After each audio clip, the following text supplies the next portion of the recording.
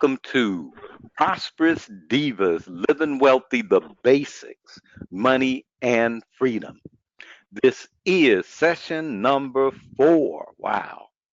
And tonight we're looking at intentional listening, the art of listening from money and freedom. I like that. The art of listening for money and freedom. Conversations for Wealth, and the Prosperity Blaster. I just love the Prosperity Blaster. But we're going to turn this over to the Divas. Diva Robin, over to you. Hi, good evening, everyone. Welcome, welcome, welcome. Welcome to all the divas. Thank you, Ronnie B., and welcome to all of our listeners. I should say participants because if you're listening and you're smart, you'll be participating. So, thank you for joining us tonight for session number 4 of Living Wealthy, the Basics, Money and Freedom. I am I kind of like that. I am Diva Robin. Our course leaders, including myself, are the divas Nakia Franklin, the Princess of Faith, Nikki Taplin, Jacqueline Brown, and our guest leader, Janice Hollis. The intention of this course is for people to create breakthroughs in their ability to create breakthroughs for living wealthy. I love that so much, I'm going to say it again. The intention of this course is for people to create breakthroughs in their ability to create breakthroughs for living wealthy. This 6-session seminar has inquiries and exercises you can apply immediately in manifesting breakthrough results in the areas of money and freedom. Woohoo! There is a powerful way to listen and participate in the seminar. Here it is. Listen from: where would a breakthrough in listening for money and freedom have me creating breakthroughs in my ability to create breakthroughs for living wealthy? Woo! That is a mouthful and a brainful, right? I'm going to give you that again, too. Listen from: where would a breakthrough in listening for money and freedom have me creating breakthroughs in my ability to create breakthroughs for living wealthy? That's where to be listening from. In the past week, we have received a tremendous amount of feedback. And these are a few of the shorter messages, and I will comment once I've read them all. From Rhonda Balancier, I know it's, well, in French, it would be a Balancier, from Marseille, France. I love the divas, especially the way you combine universal spirituality with the world of transformation. I lived in the U.S. for several years. I have many friends who I'm sharing the webinars with, and they find it amazing. Oh, I will make this comment. Yay! Alea Hafiz, I'm not sure if I'm saying it right, and I apologize, from Abidan, Oyo, Nigeria. My heart smiles when I hear the words of the Empress of Faith. Her love for all people precedes her, and each of the prosperous divas. Quote, I am praying that abounding happiness will find each of you as you are walking down the street. Unquote. Beautiful. Jane Maxwell, Marco Island, Florida. Diva Nakia, I thought giving $1 away every day to someone who was wealthy would be a breeze. It was the most challenging thing I had done in years, which made me realize I don't challenge myself anymore. This has been a true blessing. Doretha Weatherford, Nottingham, England. I have studied transformation. I shouldn't do that. I have studied transformational work for I over like 30 years. I must say, I am impressed with the simplicity of your training. It is very empowering. Wow. Michael Miller, Fairbanks, Alaska. I thought I knew all this transformational stuff, but I did the exercise anyway. Found out I knew this stuff and could talk it, but I was not living it 100%. This was a test of me being my word, and I failed more than I won. Thank you. Let me thank all of you. This is me speaking again. Let me let me thank all of you for sending us your feedback. It is so appreciated. What I see for myself and the prosperous divas community from what you all shared is, like some of you expressed, I have participated in transformational work for many, many years. And I keep discovering that when it comes to living a life of transformation and spiritual growth, there is no hovering. There is expanding or contracting. And sitting back and knowing rather than engaging means inevitably contracting. So thank you all for your sharing. What's really clear is that actually participating and doing the work makes a difference. Even Nikki, over to you.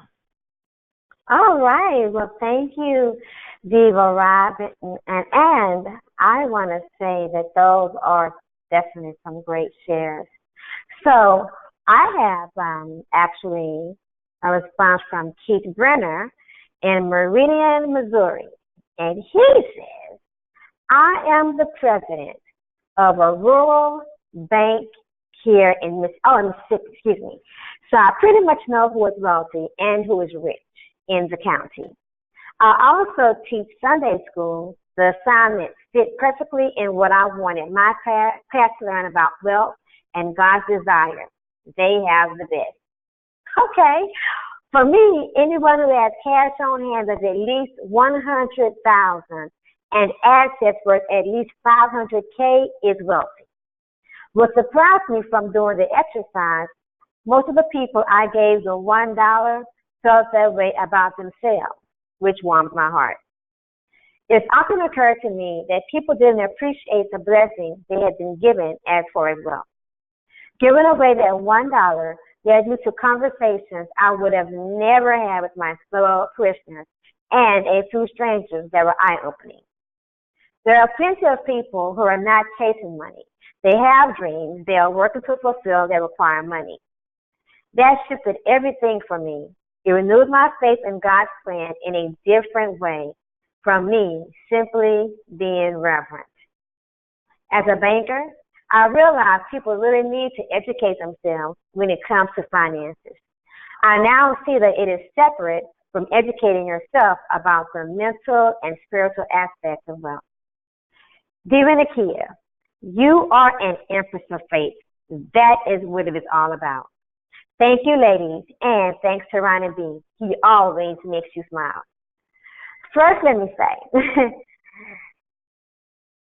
I think that it is very interesting that Kenny says it's one thing to have wealth and people knowing what to do versus the mindset, knowing, the relationship, I should say, the mental relationship with money. And being a banker, I imagine that you see all types of people, coming in. When people come in to the bank for a loan, business loan or whatever, they already have it in their mind what it is they want, and typically what it is that they want to do with the funds that they're asking for. But how many people ask them, how do they even get that intention to know what to ask for or what to do with it when it all begins with the mindset? So let's check in with Diva Robin. Yes, I see Robin. Diva Robin. Oh, gosh, that's so funny. I started talking without realizing it was muted. Thank you for thank you for saying Diva Robin. I do it all the time. All the time. I was like, what? So I just want to say briefly that I love what you wrote about people who are not chasing wealth, but the dreams they're working to fill, that there are dreams that they're working to fill that require money. I think that what you wrote there would just make an excellent course in and of itself, like worthy causes for money, or worthy reasons to have and to expand money. But it makes me think of a restaurant owner who used to talk about worth it calories. So this guy owned a restaurant here where I live, and he had this phenomenal pastry chef. And he talked about how exquisite the pastries were that this guy made. And and we all know that eating a lot of sweets isn't all that great for us, but he would talk about being discerning, like not, but that the pastries his chef made were worth it calories. And that has never gone away from me, and I think of it in a lot of areas of life. Like, is this what worth? Is this like the worth it calories? Is this like a pastry so divine that it's worth it? And so it's like, well, when it comes to acquiring or expanding money, or even just the sense of money, I mean, it's gratifying in and of itself, and what's it for? And I loved that he brought that up. So thank you so much, Keith.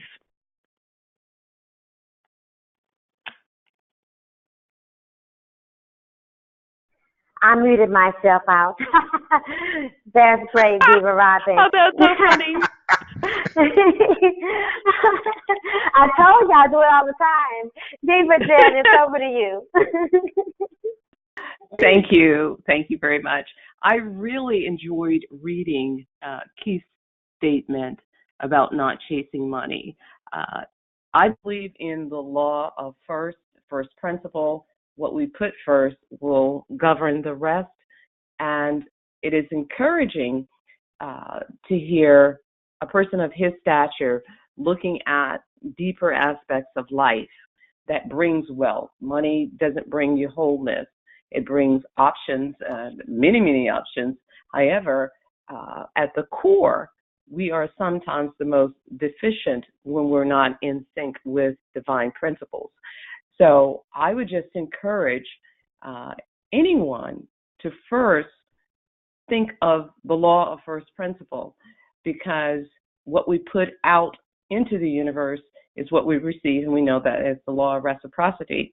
And the law of seeking the divine order in your life is a first principle. And when we do that, all of the other things, and this is one reason why we don't ever have to chase money, because when we put our efforts on being in divine order, all these things are added. It doesn't mean we don't work for them. We just don't make those things our priorities, because everything is in order when we're seeking divine order.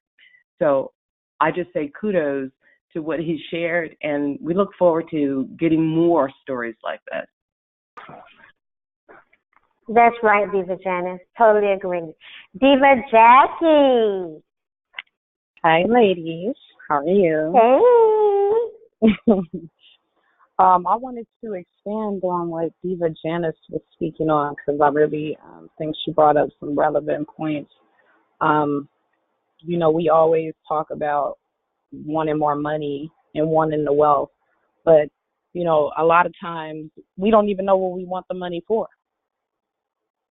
We're not clear about what we want to do with the money, how we want to invest it, what we want it to look like, how much money is enough. We just know we want a lot of money. And for what reason, we stumble when we ask, well, what do you want the money for? I even find that sometimes with myself, and I try to, instead of thinking about the money, think more about what I want. Yes, it's going to cost the money to get what I want, but if I keep my mind on what I want and getting what I want, those inspirations or those transactions I will be led into those situations because I'm focused on what I want. And so I just thought with Keith's entry, it was very interesting for him to already, have access to being around all of these people he considered wealthy and just their mindset being different from people who may not have as much money, where they're just focusing on getting money that they don't know how they're going to use it or what they want it for. And the people who do have money, or the ones that he experienced in this situation, are kind of just more focused on their goal or what they're trying to accomplish. So I just wanted to point that out. But thank you, Keith. It was a wonderful entry. I've opened up a lot of different areas for us to look at that situation. I agree, Diva Jackie. And I'm going to say this real quick before I get to giving a kid. Something I've noticed around me and people I talk to is that everyone that I have witnessed or heard chasing money, and it's always chase money, they still to this day have never had enough money and never have enough money. Stephen Akil, over to you. Yes. What stood out for me with Keith's share was just that. Not only did he participate actively and was he engaged in the experience, but he also shared it with his Sunday school class and had them to participate as well. So the impact that we were able to make with the assignment, not just on ourselves and on those people that we touched or attempted to touch, was the listeners, the participants in our seminars and webinars who actually participated, took the information and shared it to so many more people.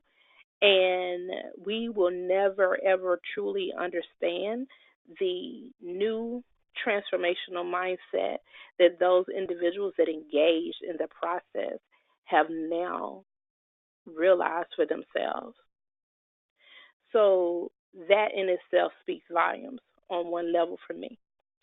And I wonder, because he's a banker and he's quite familiar with who those are that are considered wealthy and not wealthy in his community, excuse me, how would his outlook have been different had he not known? If he did not already have that perception, would he still have approached the same people?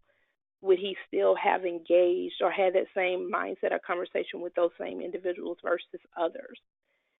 And when we have knowledge or a certain level of knowledge, our reactions and responses proceed to be one way versus when we don't. So the experience is different. So all experience is a wonderful thing, and not taken away from it at all, because everything that he's shared with us and brought to us and everything that he's taken out there into the world has been of value. So I completely appreciate his authenticity and transparency as it relates to his experiences and his sharing with all of us. So thank you. Thank you, Diva Nakia. And thank you, all of my other divas. Diva Diva Jackie Nikki, now. Diva Nikki, I just Yes. wanted to say one thing. Oh, I'm Okay, sorry, Ronnie don't. D. Oh I'm no, no, no. sorry. You're awesome. You're awesome. I am awesome. I Yeah, mean, I yeah. apologize, but yes, I I don't am hang out. awesome. I do not hang out with sorry people. I have to tell you. I have to tell you. Now, I know Diva Janice is generous and kind, and she will like tolerate a sorry person because she's like, good people. I'm not that way. I'm mean to them. But that's I, no, I'm teasing. But I know that's a joke. I know that's a joke. yeah, they out of luck with her too. But Oh, Keith, absolutely. I just wanted to clarify. Keith did say and strangers. Just She did. he did say and strangers. So, but the thing that stood out for you is I'm going to tell you something. It's an old saying: chasing money is like chasing women. I Ooh. hope you got I hope you got your running shoes on, Real talk. cause that is what you're gonna be doing is chasing. Mhm. That's all I got to say. Good input. Thank you, Ronnie B. Diva Jackie, I'm here. over to All right. you. Thank you. Okay, perfect. So today I have an entry from Brenda Simmons. I'm sorry. She's in Philadelphia, Pennsylvania. And Brenda says, Divas, I wish I had known about your webinar years ago. I could have saved myself a lot of pain and anguish. I did the exercise where you look at your complaints about money, and it was not pretty. My husband and I are both participating in the webinar, and I was watching him make a list of complaints, and I was stuck. I couldn't think of a thing that I complained about when it came to money. My husband saw that I was stuck, so he asked me what was going on. So I told him I couldn't think of anything. He said, you complain about money all the time, which made me furious with him. I told him I never complain about money. He was very calm in his response and said, it may not occur to you that you never complain. I'm sorry. Hold on. Let me say that again. Her husband said, it may not occur to you that you never complain about money, but others may not hear it that way. He means she. I, Sorry, that it may occur to you that you'd never complain. You're right. You I'm agree sorry. with I'm her. like, I know I'm saying that wrong. Let me say that again. Her husband, he was very calm in his response and said, it may not occur to you that you never complain about money, that you Now complain that about is money. so cute. That is so cute. You said it's something about that. Yeah, and I'm just gonna uh, Steve Jackson, there's something about that line, but I think So, I don't, I think the listeners got it, but there's something about that. But carry on. look, it may not occur to me how to say this line, but I'm going to get it right. It may occur to you that you never complain about money, but others may not hear it that way. I said, well, that's their problem if they hear it that way. He said, okay, but I suggest you check in with a few of the folks you trust and see what they say. I said snippingly, I will, knowing I would prove him wrong. So I called my mom and asked her, hey, Mom, do I complain about money? My mother said, you are always complaining about how your job does not pay what you're worth and how you and your husband have to sacrifice. Obviously, my mother was mistaking me being honest as a complaint. But I was curious, so I called my sister. My call to my sister was even worse. She said, I complain about my job and how much I don't get paid. Then she added complaints I have about people and what they have and how easy it was for someone else to get rich and blah, blah, blah. After speaking with my family and all of them agreed with my husband, I found myself hurt and crying that no one understands me. Then I started laughing. I'm such a fraud and a chicken. I think if I am polite with my complaints or righteous, then it's not really a complaint. That's when the part about it being something persistent hit me square in the face. I try to pretend I'm not complaining when honestly, I'm chicken when it comes to asking for what I want and deserve. As I look at each step, I saw how I justify my lack of actions if you dare suggest I do something different or take an action beyond my comfort zone. Off with your head. Thank you, Divas. I am starting to see the light. Love you. And thank you, Brenda. Let me say that that was an amazing breakthrough that you had. Mm-hmm. That was an amazing breakthrough that you had. And it came from just you being open to the idea of being receptive to the people around you who you love and trust and what their perspective or how they saw you. Just you being open to that. You were able to see because they probably told you before. And because you weren't open to seeing yourself that way, you didn't get it. But having that openness to hearing the people around you, the people you know who love you, and the people you trust, and what they think or how they see you, just brought a little more clarity to you about who you are being in this moment. I just think that was an excellent breakthrough, Brenda. Sometimes most things we do, we aren't aware of. It's so many things, I should say. It's so many things that we do that we are not aware of. And because we aren't aware of our part in it, we think that it's just the way it is.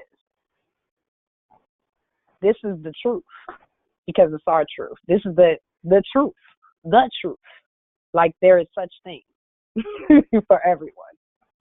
Or this is reality. I love when people tell me that. Oh, it's just reality. You can't do that. When it's really just a perspective or a decision we're making to see it from that perspective or limit ourselves in that perspective.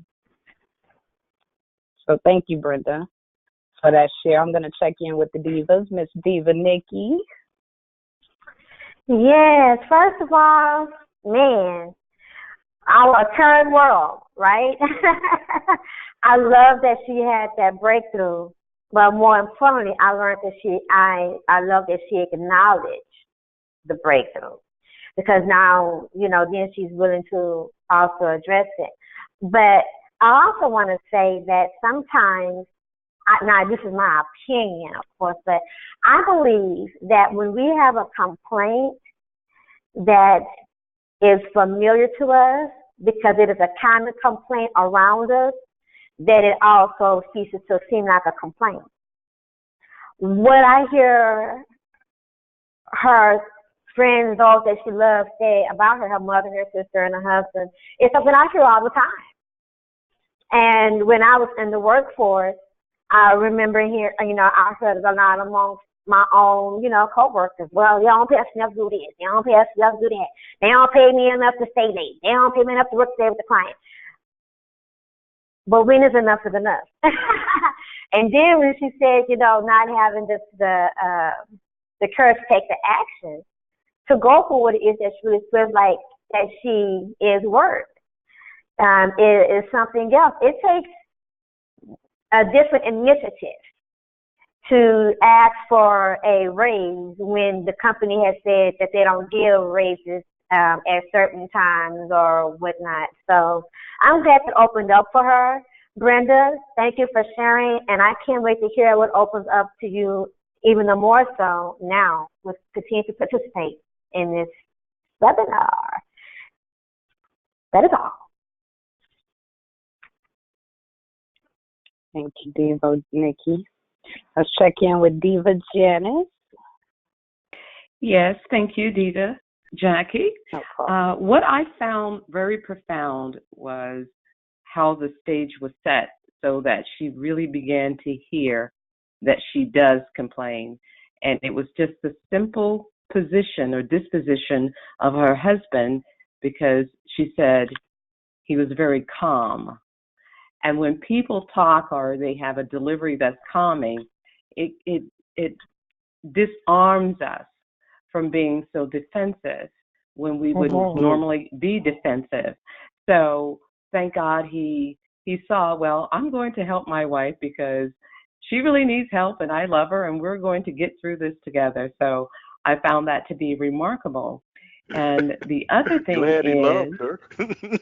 oh, well, listen, people who love you will tell you the truth. And yeah, because they want you to get better. We need to be in that mindset of loving people enough to share the truth. Sometimes we don't do a great job in delivering it. However, we should always come from a place of love when we're sharing when we're sharing truth. So that's one thing that I saw immediately. And the other is for Miss Brenda in Philadelphia. um, I would encourage you to begin to see yourself from a different lens. And that lens is you are worthy, you are blessed already. Now, what will it take for you to manifest what it is that you say that you're really worthy of? And if you don't look at yourself as a victim, but as a victor, you will begin to have a different creative space that will lend the energy to manifest what it is that you say you're worthy of.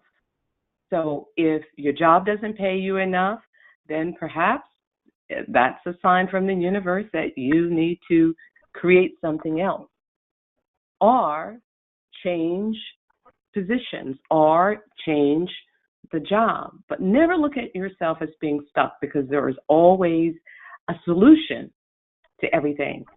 And the things that we encounter, they are helping us get better at living, if that is the goal, to get past it. And the other thing I really love, and I'll wrap this up, is, and of course, your family will tell you the truth. So for them to say to her, you always complain about money. And I thought, wow, how much time has been wasted at family gatherings when the conversation could have been about something else that led to creative inspiration that could have created more money instead of creating an atmosphere that produced even more lack in her life. But I would say to you, Brenda, thank you for sharing. Thank you for being open with us, because sometimes we are scared to ask for what we want. But if you don't ask for it, you are certainly not going to get it. So I would encourage you, start asking, but make sure that you're also going to take responsibility to initiate the energy to attract what you're looking for. Thank you. Thank you, Diva Journey. Very good. Diva Nikita.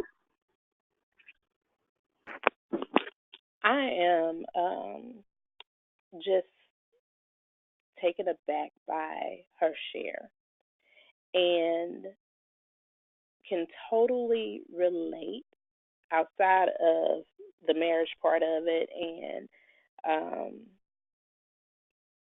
outside of the marriage part of it. But having accountability partners, friends of mine that we discuss finances and we discuss goals, dreams, aspirations, and so forth. And the constant complaints and during those periods, it was not the word or utilization of constant complaints wasn't what it was. It was just we're complaining about it, we're talking about it, we're having these issues, or this is why we feel we're where we are for these particular reasons. But at the end of the day, there were constant complaints and how we held ourselves back, or I held myself back from doing other things, or how we justify it, but not listening and not truly seeing what it is that we're experiencing or what we're sharing with one another to the point that we get it. So this really resonated with me, her share. And so I applaud you completely, because it takes a lot. And sometimes it takes absolutely nothing for a person to hear and listen to what is really being said and get it, acknowledge it, and then make a decision on what they're going to do with that knowledge once they have it, the information. So it's what you do next that will make all the difference in the world, or what you don't do with the information that now you're privy to have. So just thank you so much for that share and being present, and really go back and acknowledge your husband and your mother and your sister for being present and being honest with you, because there's a lot of people in the world that you think will be honest with you but really won't. They will just tell you what they know you want to hear and just give you some feel good conversation when that's not what's going to make the difference. So yeah. Thank you, dear Nikita.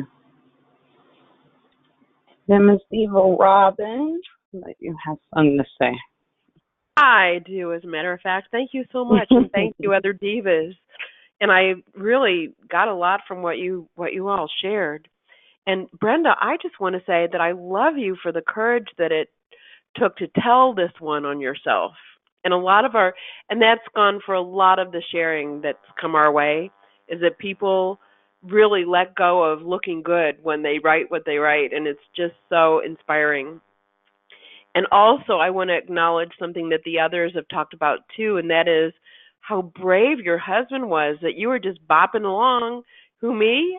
I don't complain. No. And then it's like, yes, you do. And that, I mean, he really interrupted your occurring world. And I think that took a lot.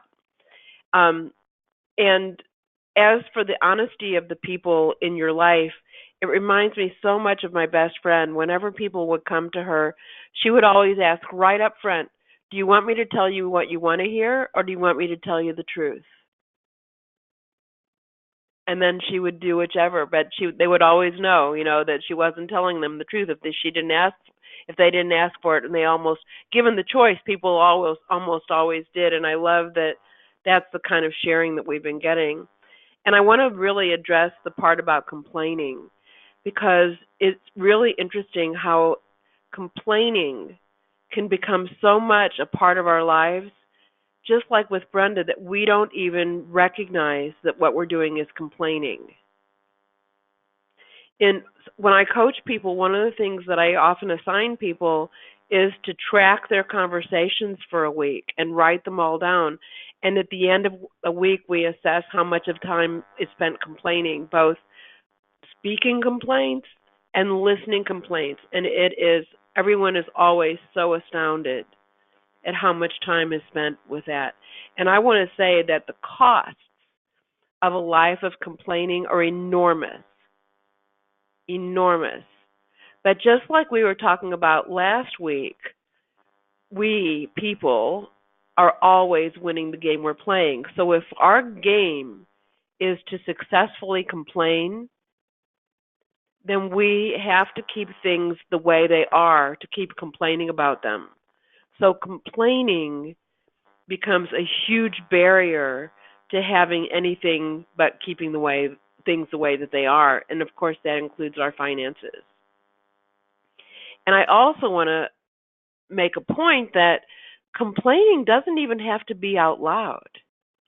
A lot of times, and I know I do it, and I'll bet you everybody who's listening does too, that I will complain without saying anything to anybody else, but it's still me complaining.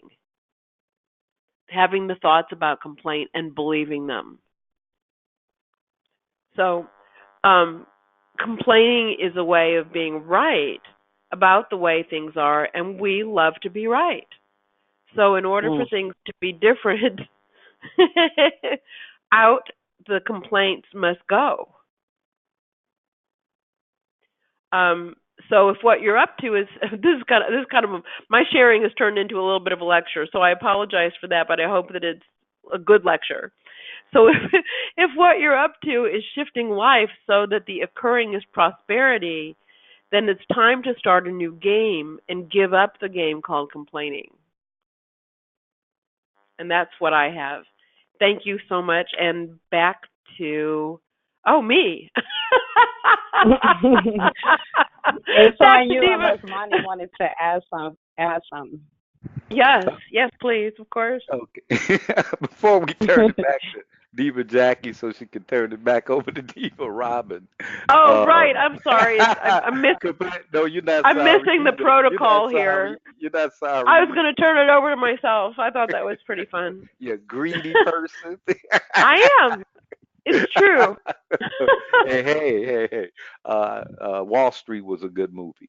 The Wow, you know what?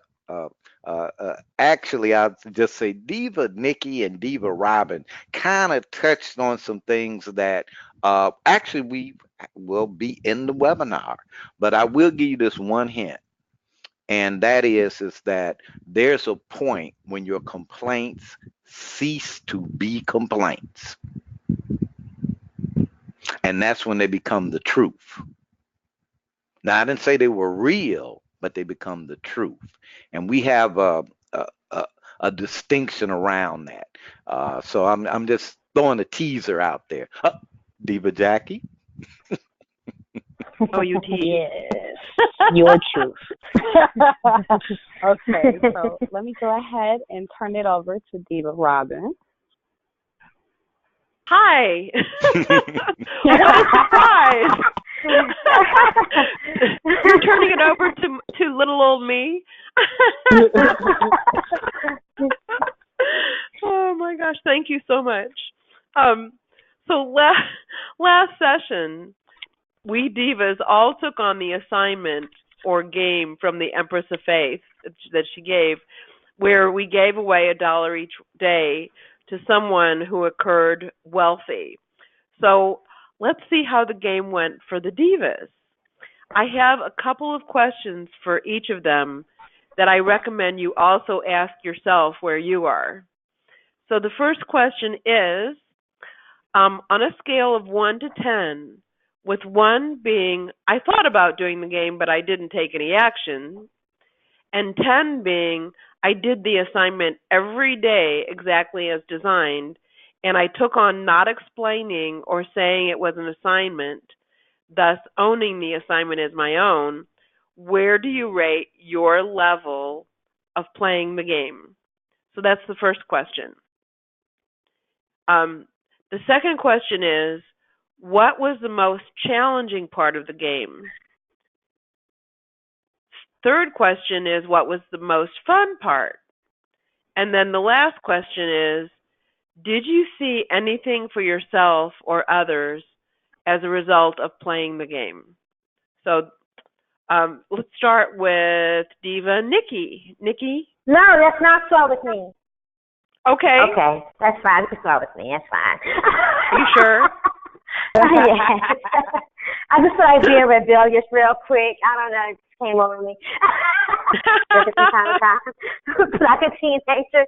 But on a scale of 1 to 10, with thinking about the game and taking action, doing it exactly as designed, I'm going to say I give myself a 6.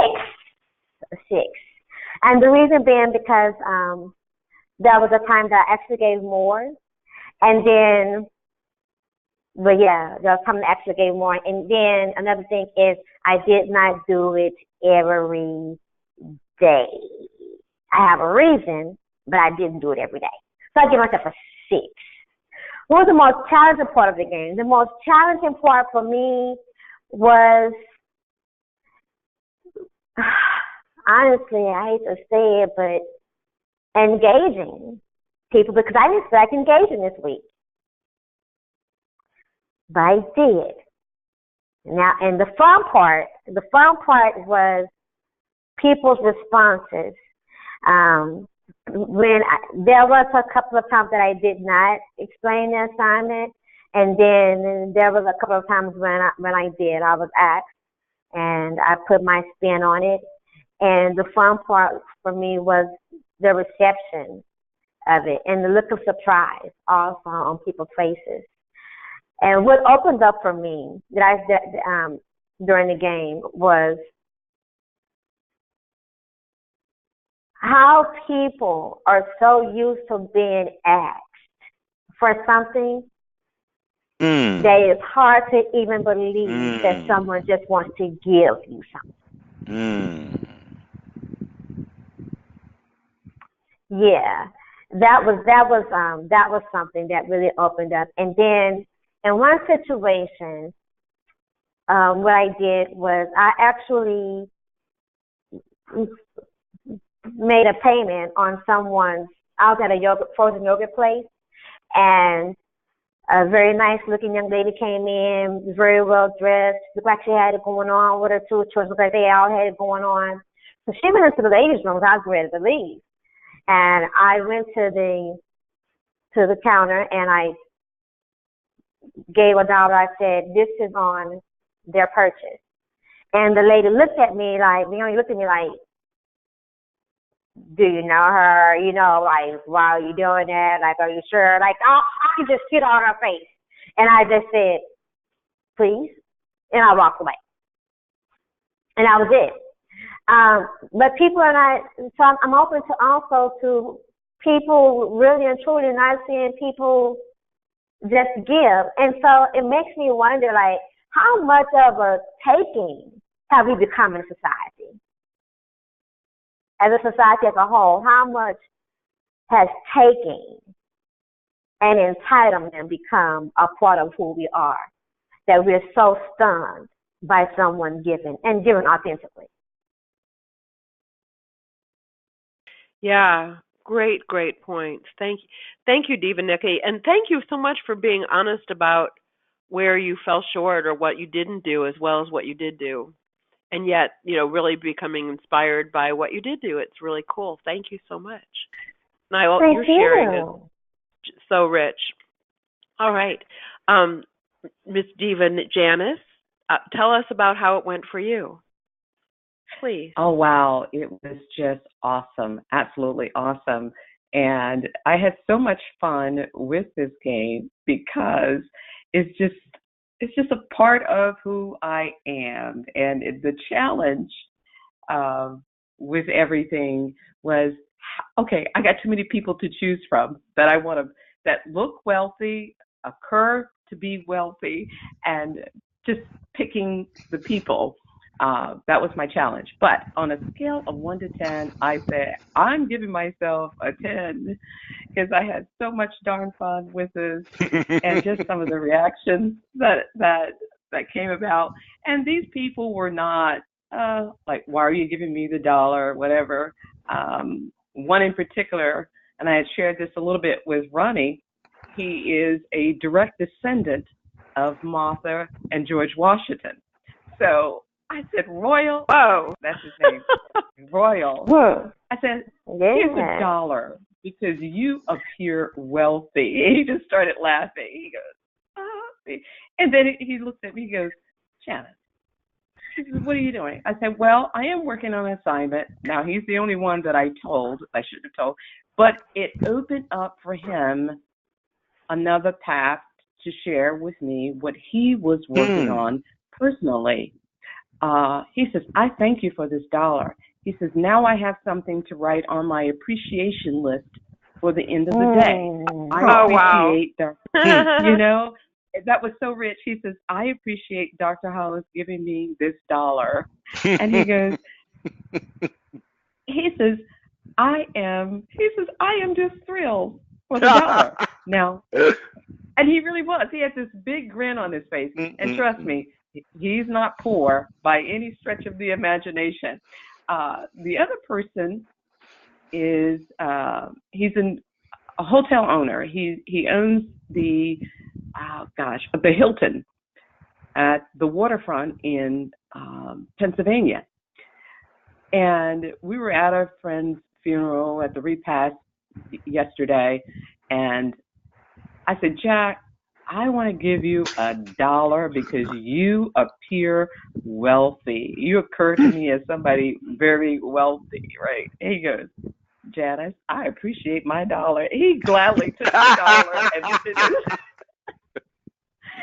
it in his pocket. Now, I have to be honest, he's a friend of mine, so, but he didn't question the motive. He just accepted at face value, which I thought was just absolutely, absolutely remarkable. And like what Diva Nikki did in terms of paying for someone's yogurt, I love doing that kind of stuff because one thing I've learned for me is to stay in a circle of giving, so there's always in motion the the opportunity to receive. And I made it a practice some years ago. If I did one kindness every day, that's 365 days of deliberate and conscious giving and inspiring someone to do something. But I use that to keep myself challenged so that I don't become selfish. And I love what Diva Nikki said. How many of us are just takers? And I do this to keep myself in check so that I'm always in the spirit of openness. I don't ever want to get clogged. I want my stream to continue to flow. Hey. To flow for greater things to come, but also to light somebody else's world with hope and inspiration. And I'll say this, one of the biggest things for my friend Royal was, he says, I'm just glad you thought of me to participate. He was appreciative that I considered him, number one, occurring as being wealthy, but to allow him to be a part of the construct. He was very, very, very appreciative because immediately he grabbed his pad. He goes, here's my list. Here's my assignment. This is what I'm doing in cognitive therapy.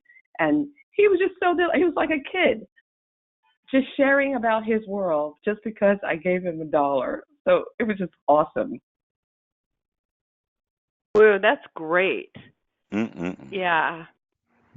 I love the joy. Really, it seems like you really brought joy to it, Diva Janice.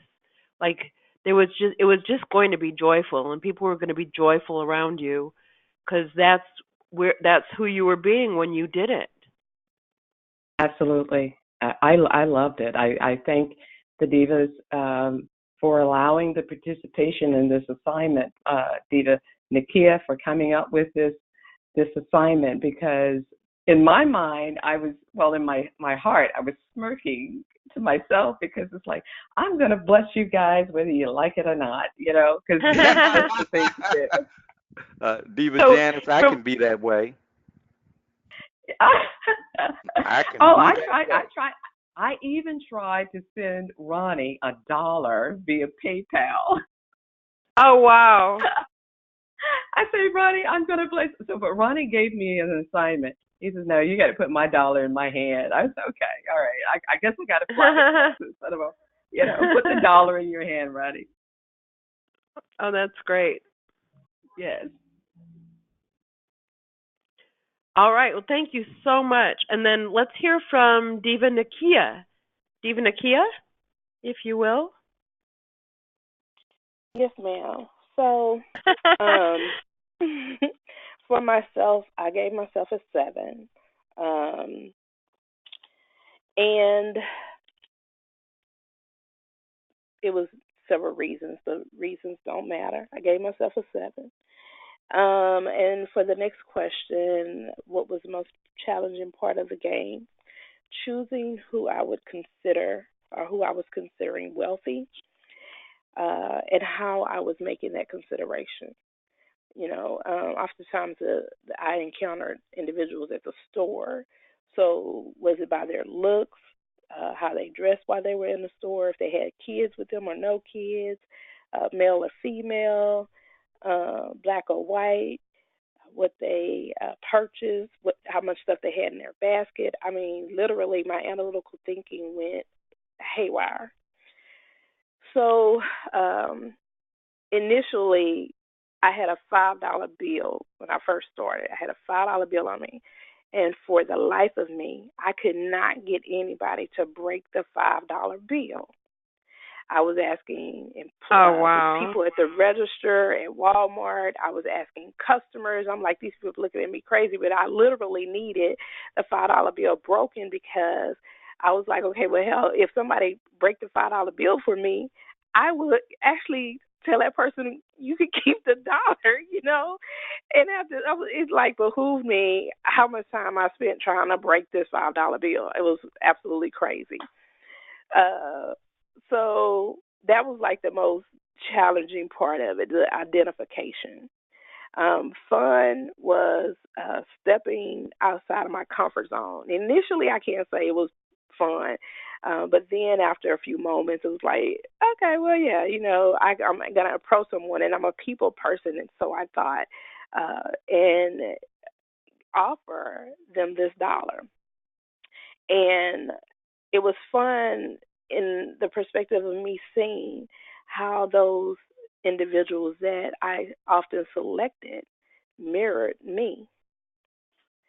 And Wow. Mhm. what I saw Wow. for myself was seeing the generosity of others that I encountered who Oh. were reluctant to take the dollar because there may be someone further down the way that was more in need of a Mhm. contribution than they were. And they were fine, they were fine, they were fine. They didn't need anything. And was appreciative of the offer, but they just didn't want to receive it. Um so I saw myself in most of those individuals as a mere reflection due to always being the giver, most Mm. often Mm. not being the receiver, and seeing in myself that I personally single handedly blocked my own blessings, Mm. Mm. known Mm. and those unknown. Mm. Wow. Mm. Mm. What And a I could great see for my, insight. oh yeah, and I could see for myself that my upbringing of being independent and self sufficient and relying on self um, made an impact on my ability to receive, and how I've been closed off to what is actually love, Mm. what is Mhm. actually generosity, what is actually compassion, what is actually people being authentically themselves with me. And Mhm. I was not able to receive it, see it, or be receptive to it because of my inability to receive. And for me, by my faith, I am wealthy. I am rich. I am Mhm. full. Mhm. Mhm. However, earthly, realistically looking at things, I have bills, I have debts, I have responsibilities, I have sacrifices, or I have that same list that was being shared with us by uh I'm trying to recall Miss Brenda Simmons. So that's why I was like, okay, that really resonated with me. I have my constant complaints, but my constant Mm. complaints are as a result of my own actions or inactions and Mm. not as a result of the world. Mhm. So I got clear with that. And Yeah. wealth is seen by each individual by their own definition of what wealth or being wealthy is for themselves. So my definition of a person being wealthy may or may not be accurate. It's my perception versus their realities. So that's Mhm. what I got. I'm sorry, I'm Mm. losing my voice. I'm losing my voice. I've been sick for Oh. like the past week. I've been like really, really, really ill. So now I'm about to Oh. Mm. lose my voice. So You got the Oh. transformational flu. I have all kinds of The stuff going on. Yeah. transformational flu. Oh man. Yes. You are So, going through some cleansing, baby. yes, Lord. You are So that's Healing what I going. crisis. got. Yep. It's Yes. getting it out. Yes, it purging me. Thank you, y'all. Oh, Ronnie B. Before I share, I know you did the assignment too. Would you like to share about this with us, After with Diva everyone? Jacqueline. Oh my gosh, Diva You Jacqueline. forgot me. I didn't. I did. You done? No, Look, I no. was like, cool. I was like, cool. It wasn't my fault. Automatic A. Automatic A. Oh my gosh. There you go. Yes. I love it. All right. Please, Diva So, Jacqueline, I'm so sorry. okay. So for me, I gave myself also a 7, like Diva Nikita. Um, I did the assignment every day, but the reason I give myself a 7 is because I feel like I did not challenge myself as much as I could have. Hmm. And on 3 of the days, I gave the money to people not who I consider financially wealthy, but they weren't broke, but I just think they're rich people as an abundant spirit, but they Hmm. don't have the money. The assignment was wealthy. And I was like, and I cheated by thinking, in a way, to me, I cheated by just saying, well, I believe this person is abundant in spirit, so I'm going to give it to this person because I haven't found anybody else today. I found out a lot of things about myself through this experiment, just by those situations. I could have went out and looked for someone wealthy, but I was like, well, this person's here now, and I got to give $1 away, so let me just give it to this person. I kind of cheated myself instead of challenged myself more than I could with this assignment. Um, I learned a lot about myself as far as not challenging myself as much as I could have. I work at home, so I can really get caught up in like being at home a lot. And I noticed something about myself, which is something I kind of knew, but I understood it on a different level. Um, I don't reach out much, but I don't reach out much, and I normally only engage when I'm seeked out. I'm very outgoing, but I'm more of a you seek me out type of person, and then I'll come show up and make it the party. But I normally don't reach out. So with this Wow. challenge, I was like, okay, now I have a reason to kind of reach out because I have no problem with doing it, but I just won't do it, as much. I noticed that, or I became aware of that about myself, that I don't reach out as much, even though I'm not afraid to. It's just, I guess I just wait for other people to seek me out first. And that is kind of disabling or slowing down some of the things that I want to do, in my life. And so I was just happy to be able to see that in a clear picture. It just brought so many things to my reality. Like, I'll give a quick example. My mother came and lived with me for a period of time, and I had been living there for like 2 years. It was an apartment complex, and I didn't even know my neighbors downstairs because I didn't talk to people unless they talked to me. Wow. But my mother is the complete opposite. She knows everybody in the 10-mile radius, And then by doing that, she introduced me to people, and then I made connections with people because of her, being, social. And I consider myself social, but I'm not unless I'm seeked out. And I really came to a deeper level of awareness about that, about myself.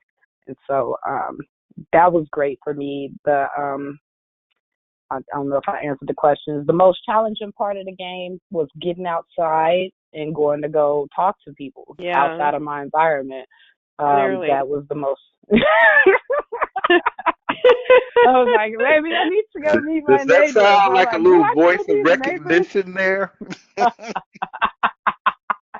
It's so true. I was like, I'm really bad at this. I'm like, I need to, because, and then when I get in those environments, I have no problem talking, but I don't take the initiative unless I'm seeked out to do so. So that was great for me to learn. And then the fun part was the interactions I had with Yeah.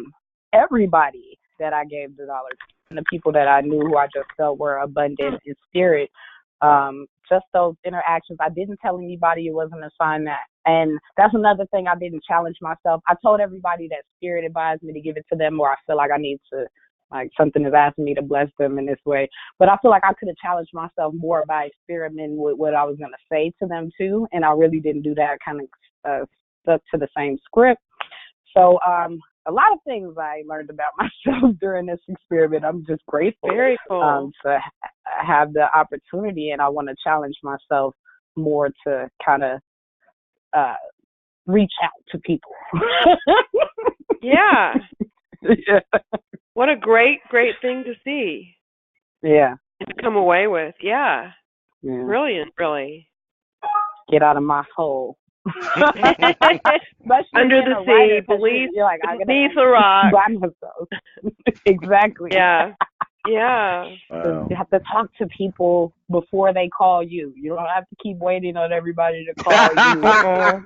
You're Right? like, when they call you, you're great. You're right there. But, reach out and make those connections. Don't wait for them to come to you. Wow. Yeah. Yeah, we're gonna send you Amen, girl. we're gonna send you the Diva Janice's Get Out and Touch course. Yes, I need it. I need that's it. lovely. That's Human lovely. connection. Yeah, we gotta get you out the Get Out and Touch course for about a Ah, month. Yes. She'll get It's you through called that. When Introduce she gets Yourself. through you that boot camp, let me tell you. I'm telling you, I got a tan and everything this week. It's crazy. Oh gosh, that's Okay. funny. Well, Diva Robin, Diva Jackie, did you have anything else? I didn't want to just. No, I'm good. Thank you. Well, Diva Robin, I give myself a 10. I did the assignment woohoo.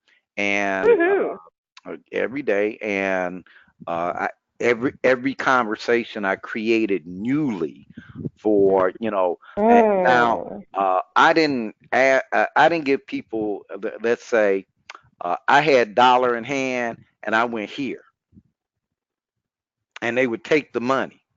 And then they would look, and it was like, because they would not, they did not look like they were going to give me that dollar back. But it was like, wait just a minute. I just see it was already in their hand, and and I say whatever I said. But the thing that kind of stood out for me, there were two incidents. One was, I'm looking at, man, I felt like I was stalking rich people, or I should say, wealthy people, and because You were. I was, and but this one guy. He had my dream car. Now my dream car is a Maserati, and for me, it's not about like have so much money that I can buy a bunch of cars. No, I just have a dream car.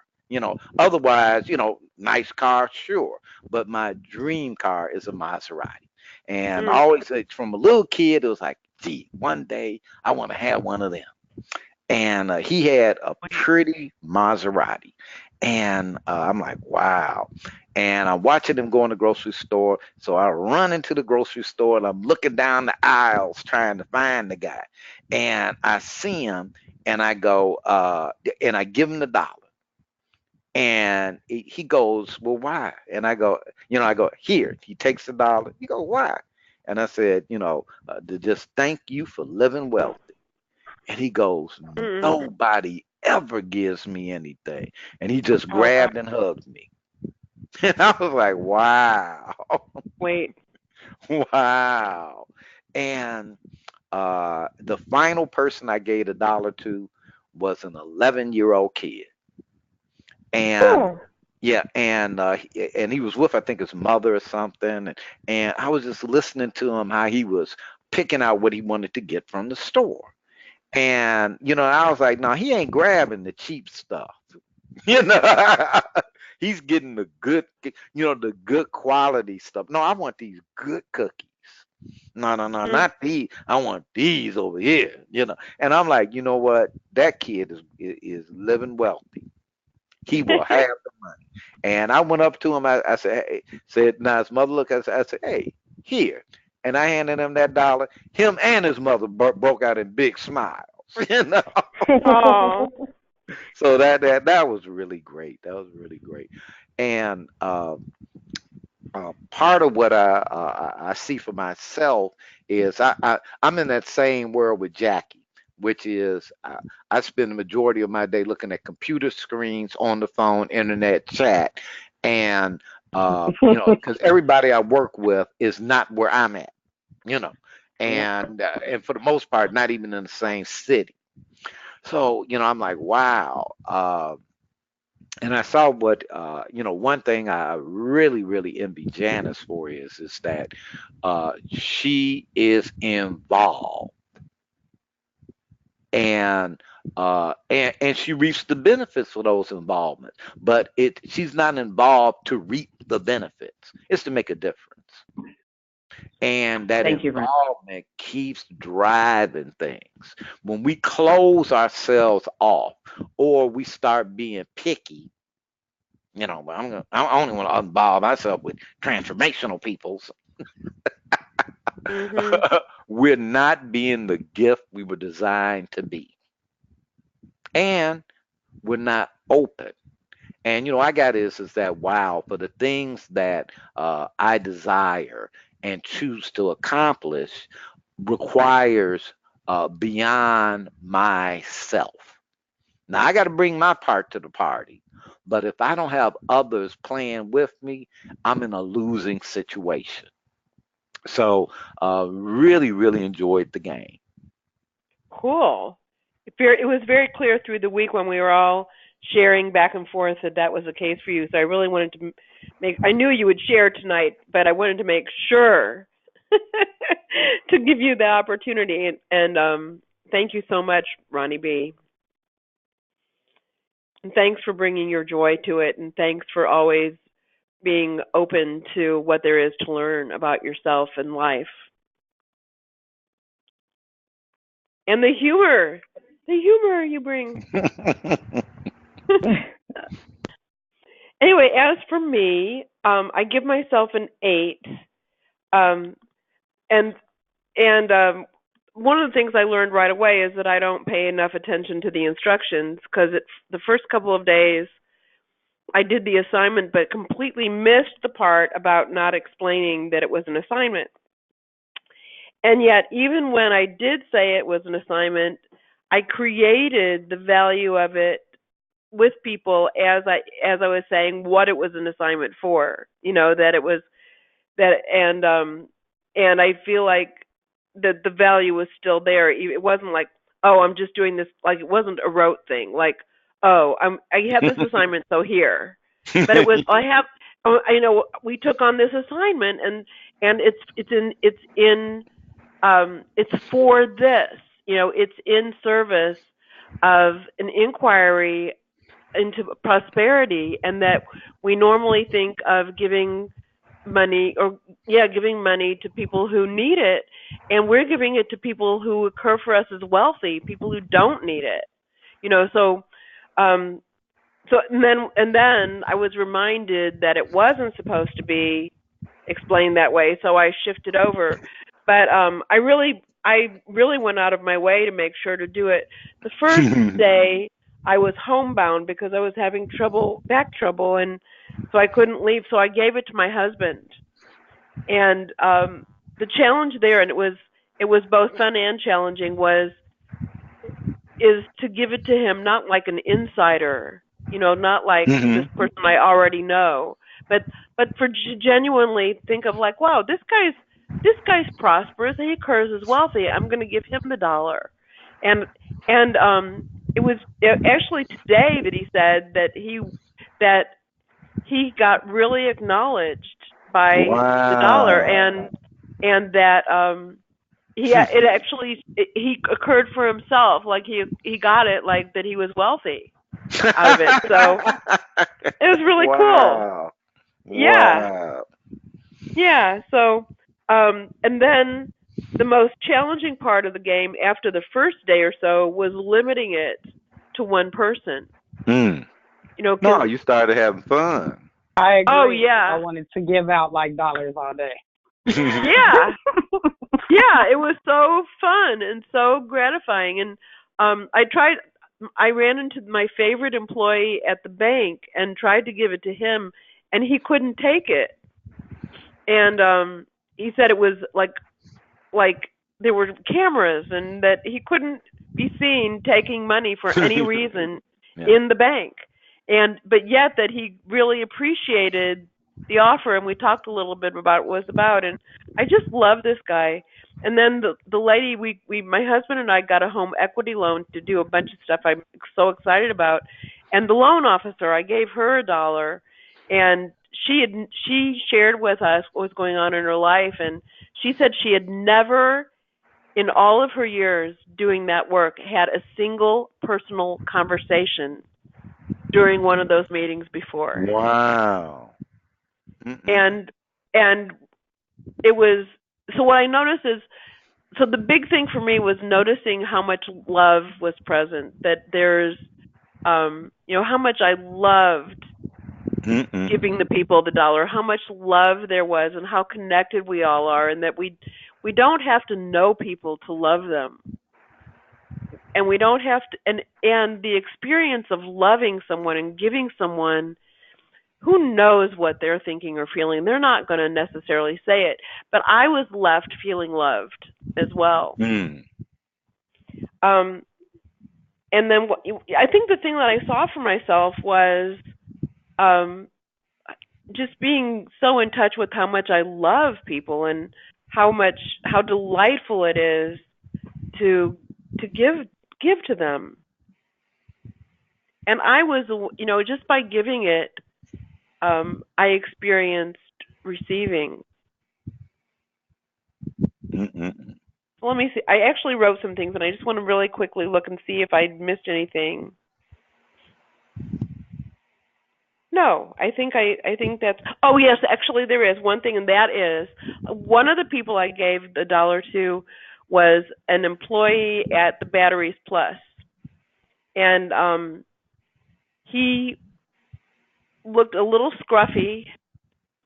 He didn't fit my pictures of a truly wealthy person, but I was looking at it like in historical terms.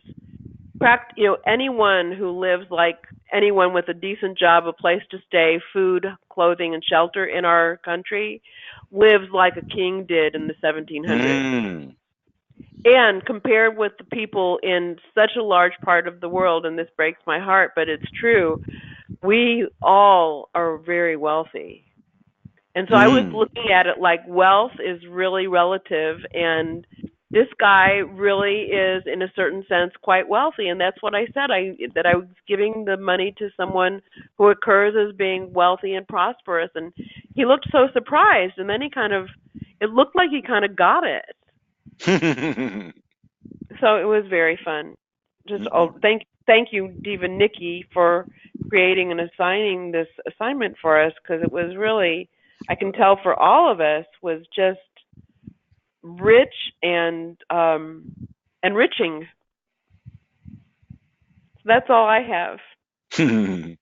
Wow, awesome. Diva Nikia created the assignment. Oh, I beg your pardon. Oh God, I'm so bad with these little things. So it's not little when it's you, Diva Nikia. I am so sorry. I did know it was you. Well, y'all cut that sorry out. I'm gonna find you and beat you with a stick. We can take. I can take. Then you'll be sorry. Take apology. I'm gonna get your husband to help me. So Diva Nikia, thank you so much. And yes. Carry on, Ms. Robin. Yes, sir. So this is the end of this portion, and I want to turn the next portion over. Actually, I think you missed the whole. What did I do? You might want to scale back up a little bit, but I'll help you. Thank you. Oh yeah. No, don't help me. I've got it. Okay, go for it. All right. You're right. So Well, actually, is it the part about the bold statement? That's Diva Jacqueline. No, well, no. Oh, okay. I thought you already. Oh, I thought you. No, you already spoke with Diva Jacqueline. Yeah, but the bold statement. Right, you need to say the bold statement. Go for Oh, I see. Okay, I didn't understand how it was written. I'm sorry. I'm not sorry. I don't want to get beaten with a stick. So here is a bold, but it's never mind. Okay, fine. It says okay, never mind. here is here is a bold statement. You are winning. Oh, I love this. You are winning your game for having money and freedom. You are. You're winning your game for having money and freedom. That's the bold statement. Some of you might be saying, well, if this is what winning my game for having money and freedom looks like, there's a little problem. Or if this is winning, I would hate to see what losing looks like. Well, I want to say that you truly are winning your game for having money and freedom. The question is, are you winning the game for having money and freedom that you want to play, or do you need to create a new game? it.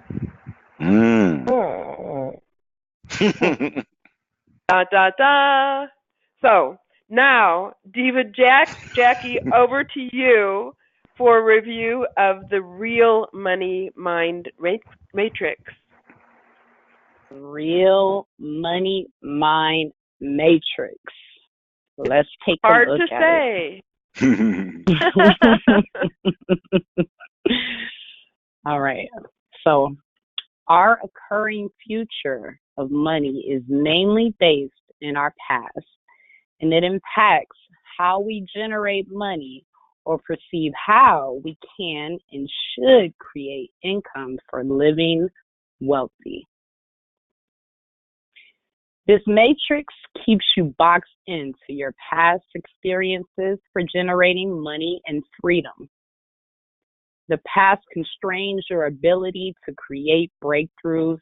It is inauthentic and erodes integrity. Let me review each quadrant. The listening for money that's already there. The complaints that persist for having money. The predictable future for having money. The conviction and the lie for having money. All of these quadrants combined as a matrix to constrain your occurring world for living wealthy into something manageable, devoid of risk and possibility.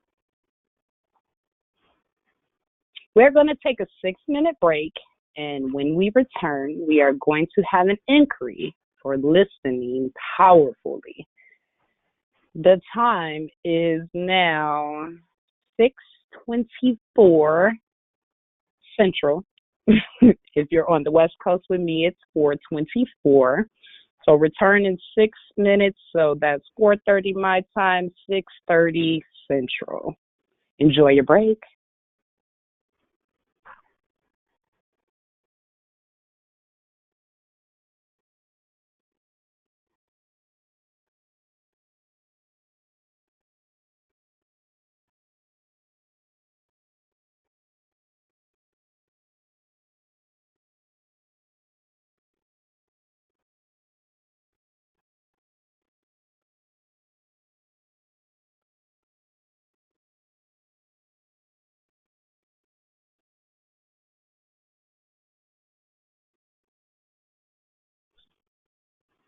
Okay, that segment was great. What y'all think about that? I love these silent moments. Woo, that's that white noise in the background. So I just want to say I appreciate everyone for sharing. I think the segment that we just had was absolutely amazing. And there was value for each and every person listening for those of us that shared, for those that wrote in, and we were able to share their experiences and the information they wanted to give out to us because of their authenticity and their transparency. Everyone could get a level of value from it.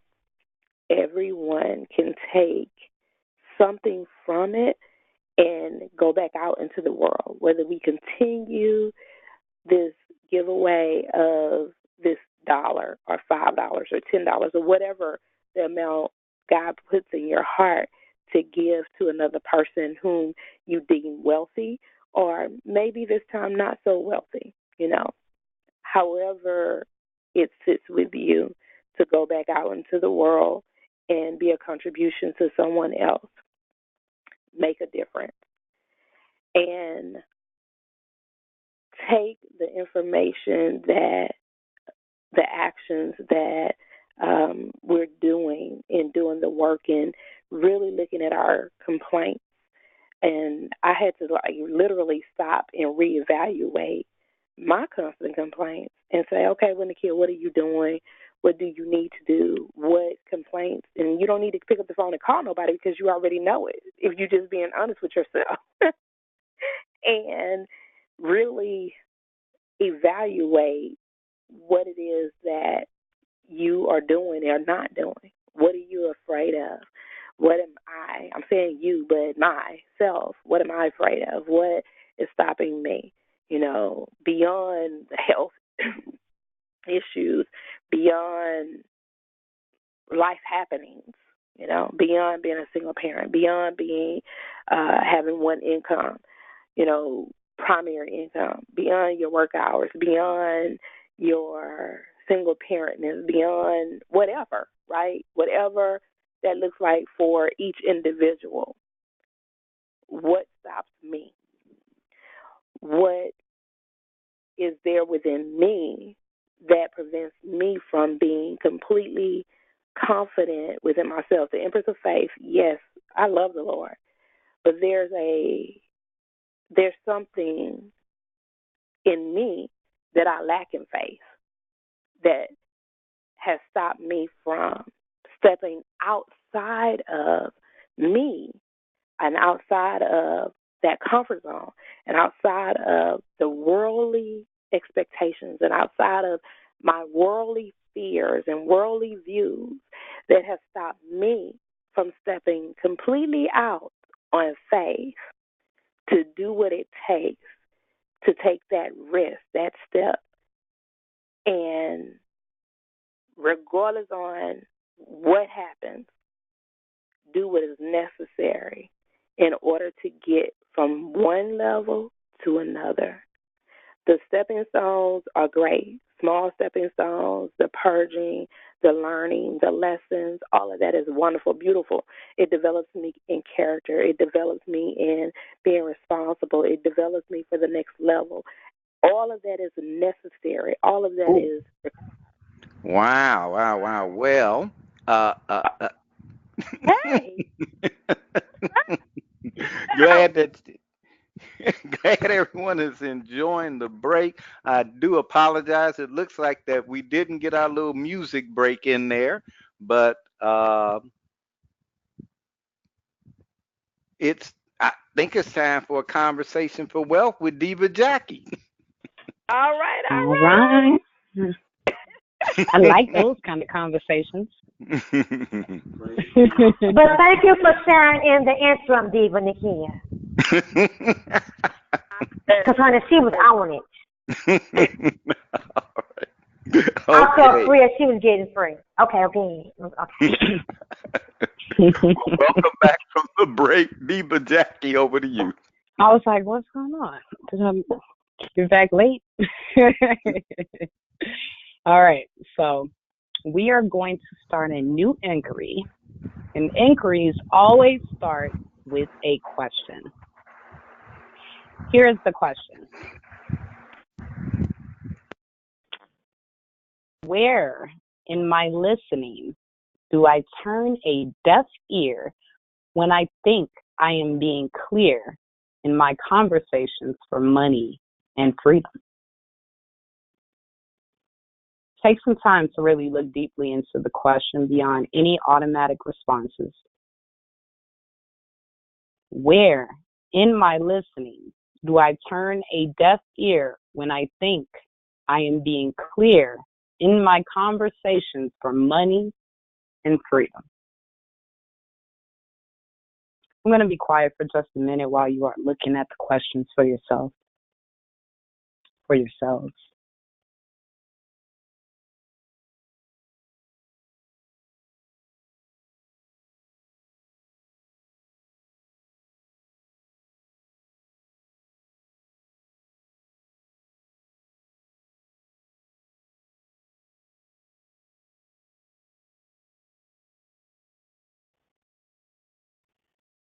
The first step we are taking in clearing space for prosperity is to clear the space between our ears. Time to clear the wax. If we listen for the same results, we will get the same results. If we listen for new possibilities and prosperity, new possibilities and prosperity will fall into our laps.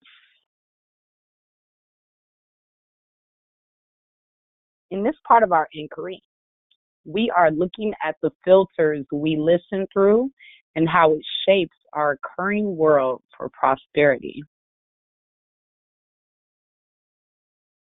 Yellow sunglasses. The filter we listen from creates the occurring world. A barrier that keeps us from connecting with potential clients or people in general is the filter we listen through, as in yellow glasses. When you first put on a pair of sunglasses with yellow lenses, the world appears yellow. But leave them on long enough, we forget, and the world is yellow. The occurring world. The filter you listen through will by default create the occurring world of the conversation between you and another. If the occurring world is strange or difficult, everyone will experience a level of strangeness and difficulty. If the occurring world is one of love and service, everyone will experience love and service in some form. Prosperity is a conversation. You are either listening for prosperity or listening for reasons you cannot have the prosperity you desire. You may not be aware that you are sabotaging yourself because of listening for failure, obstacles, or a filter keeping you from hearing what is needed and wanted for your success. The occurring world is not the real world.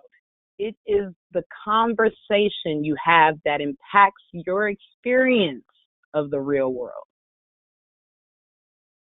When you get a new job or a new career or open a new business, the world has a certain way it occurs. More than likely, it is filled with possibility and the future occurs as bright.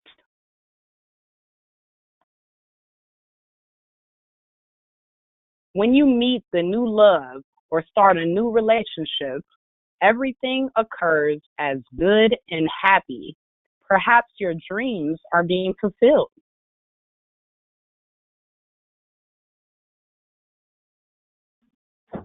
Fast forward 6 months, the new job starts looking like the old job, and it occurs as just another job. What happened? The wonderful new lover or romantic relationship is starting to occur as a bad choice, or worse, like some old relationship from the past. What happened? What if, what if nothing happened except your listening went from this is great and hearing what was great to this sucks and now you hear what sucks? Have you ever been in a relationship where it occurred like everything was going wrong and then something happened and you learned everything was perfect? Have you ever dealt with a client? Have you ever dealt with a client or boss and you just knew that things were going badly and then you learned they were super pleased? How we listen shapes our experience in conversations of the world. It is the fabric of our lives.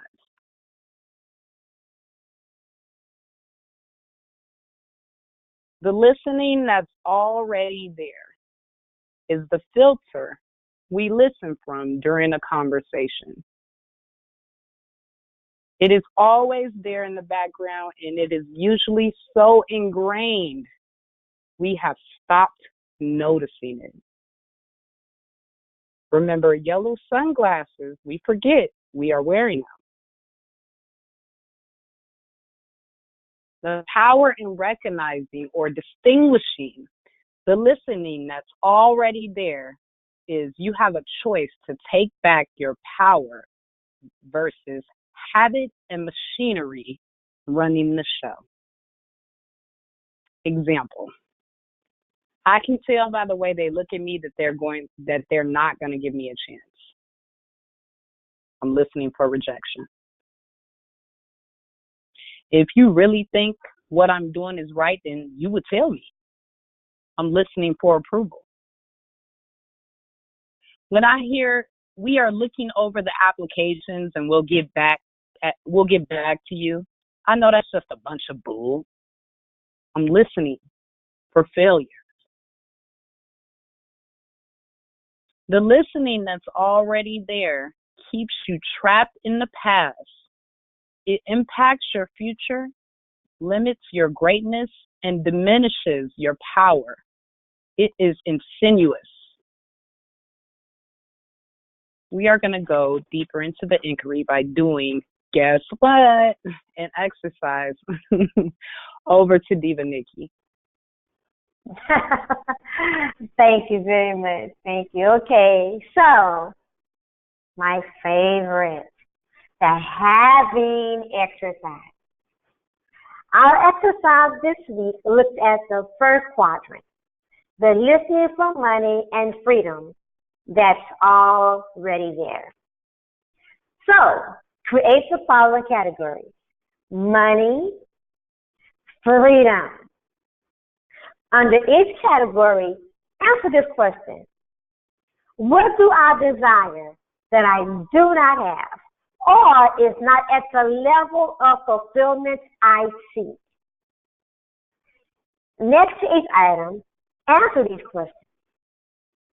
What or who am I making wrong from this way of listening? Again, what or who am I making wrong from this way of listening? How do I get to be right by having this way of listening? Next, who or what views/opinions do I invalidate regarding ways to have a breakthrough in money or freedom by having this way of listening? / justify that my views or opinions are correct even if they are not working for me. Who or what am I avoiding by having this way of listening? So I will not be dominated by another or something. / who or what am I trying to dominate by having this way of listening towards the resolution of the issue? Do I have this way of listening simply to avoid responsibility? What is my payoff for the listening that's already there. What am I getting from it? I know that seems Deepa, Nikki, that was so perfect the way you put. What are you getting from it? Because yes, what am I getting from it? yeah, because it has that listening. Like you have something to do with the listening that's already there. Like you might not be a victim. Let me let you carry on. That was great. Responsibility. Now, I know that seems like a lot, and it is a lot, because this is about your life. Hashtag, your life matters. Your life is important to each diva. We honor and respect your struggles, your challenges. So, next to each item now, write the predictable future. Include what happens or doesn't happen with lack of action, how you feel and who you're being. Upset, resigned, sad, the cost to your power and ability to produce the results you desire around money. We'll talk this in. While you are inquiring to the exercise, I'm going to ask the divas to share a personal practice they use before meeting with anyone to discuss money that opens their listening to possibilities and breakthroughs in money and freedom. Now, I know the perfect one to ask to start off with right now is none other than Diva Janice. Diva Janice! Thank you, Diva Nikki. I love this one. I really do. I really love this one.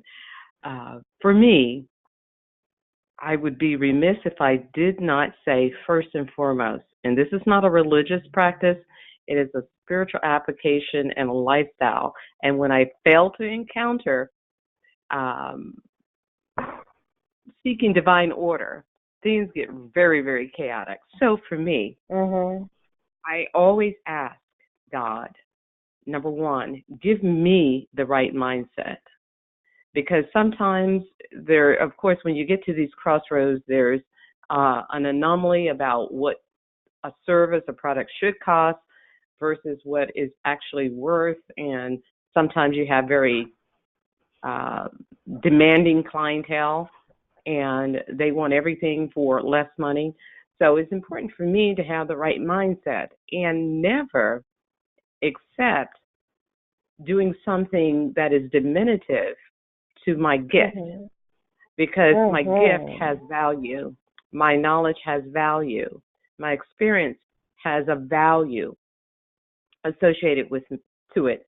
So for me, excuse me, number one is having the right mindset, and that's so that I'm in a good space, because we can all have our opinions about how something should go. Secondly, I just love filling my atmosphere with positive affirmation, speaking the end from the beginning, knowing that I'm above and not beneath, that I lend and not borrow, that I'm first and not last. Because these are spiritual principles that will be honored by the divine. In addition, I purpose to eliminate angst from my personal atmosphere before I talk to clients. I had one client who just said to me, and he owes me quite a bit of money, so I had a conversation. I said, "Hey, Doc, listen, we need to have a conversation." He says, "Listen, you are the nicest person. You've been so nice to me." He says, "I want you to understand that I'm going to pay this invoice, and I have not been avoiding you." He says, "You're too nice to be in business." I said to him, "Please do not misconstrue my kindness." I said, I try to be nice intentionally because I want to be a nice person. I said, but it doesn't have anything to do with me asking for my money. Now, I don't think I have to kick and scream to get you to pay me, period. So I'm not going to change my character or my demeanor. I said, number one, I've learned it's not necessary. However, I will continue to call you for my money. And I'll just share this. He has been paying his invoice regularly. After sharing this with him. I don't need to use foul language to get you to do what you already know is right. And plus, I was thinking to myself, I do have a recourse, and we have a contract. I don't work without contract, so we have some recourse here. However, it's important for me to remember that I'm dealing with people, and I see it as a ministry of sorts, because I know that I'm changing lives. I know that I'm creating relationships, and I try to treat people the way I want to be treated. I don't want to be defrauded, so of course, I'm not settling for anyone trying to defraud me. And where I think I have lacked action in the past is when you just know the situation makes absolutely no sense. We shouldn't even be at this juncture. And the frustration for me for quite some time had been because I waited to speak on it rather than to address it. So I got rid of that real quick when I realized, okay, the reason why this continues to exist is because I haven't owned it. I haven't made the corrections that are necessary. So I decided to just change my position when it comes to people owing me money. Number one, I always tell them very nicely, I know I'm going to get my money, so we'll keep moving forward. And I try to stay calm with it, but firm. And most of my clients are men, so I don't believe in playing with men when I need to collect my money, because I don't ever want to give the impression that you can't pay me. I'll accept all of the flattery, all of the wonderful things. I don't need to go to dinner with you because I don't want you deducting anything. You need to pay me, and all will be well with the world. That's my strategy. Diva Janice, thank you for sharing, and I love it. Love every bit of it. Diva Jackie. Yes. Please share. For me, it would be the prep talks that I give myself, because sometimes you have to put yourself in a certain space in order to project the energy that the amount of energy that you want for the encounter. So for me, if I'm selling myself for a product, or if I'm doing business with a client, I have to do a prep talk with myself where I'm just reassuring myself that I do have what it takes to be able to fulfill the position that I'm trying to fill, or to work with the client that I'm trying to work with, that I have something to offer them, just reassuring myself of what I already have, reassuring myself of what I have done, what I'm offering, and how valuable it is, reassuring myself that no one else can stop me from